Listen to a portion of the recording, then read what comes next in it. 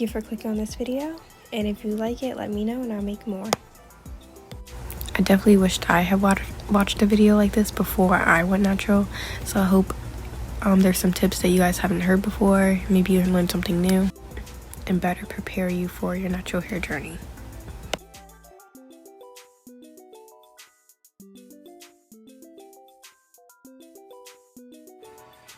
The first tip I would share with you guys is being natural is a lifestyle. And what I mean by that is it can get very expensive. I remember when I went natural and I was in high school. So I had no money, so I did try to go the natural way, which is using ingredients I have at home, but that can really only take you so far, especially if you're new and you really don't know what your hair wants. Like, a lot of people use mayonnaise because it makes your hair shiny and softer, but what if that's something you don't need for your hair? Or if your hair responds better with oils to give it that softness and shine. And there are special ways to use at-home products that not many people tell you about. Like the first time I put eggs in my hair, I did wash my hair on hot water so the egg cooked in my hair. Or even avocados, you have to make sure they're not too hard, or they're going to be hard to mix and you will get chunks and you'll be picking out chunks for days. So I do think the natural way is good. I do that to this day. I put honey in my hair. I still use eggs sometimes, but it is expensive when you have to go to the store and buy each of those products individually. So I think you do save more money when you just buy a deep condition instead of making your own, which can get very expensive, especially if you have to buy it, depending on how much hair you have, one time a week or every 2 weeks. Another thing that I wish I knew before I went natural is you have to spend a lot of time with your hair to find out what your hair really likes. And it does change. Some products that I used when I first went natural didn't work, but now my hair works better with them now than it did then. And some products still don't work for my hair, like Cantu. That's one product that I tried in the beginning of my journey, and I gave it another chance, and it still didn't do much for my hair. I know a lot of people's hair does not like coconut oil very well.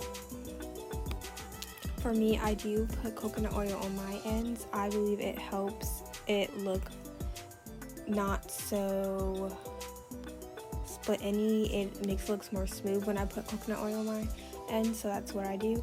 One of the best oils, if you do have a lot of split ends, is almond oil, but that's off topic. But learning your hair is very important. I would even recommend learning your hair porosity. Another thing I wish I knew is it's always trial and error.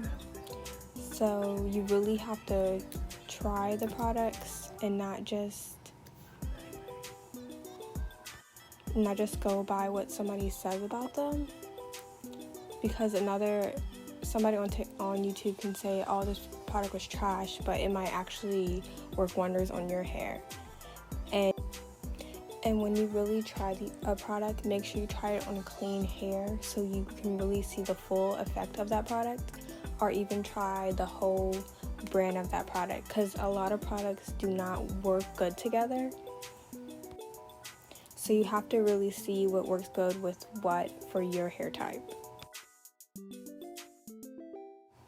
And even try like an expensive hair product to see exactly what it does to your hair, because it might not even work and you might find something even better.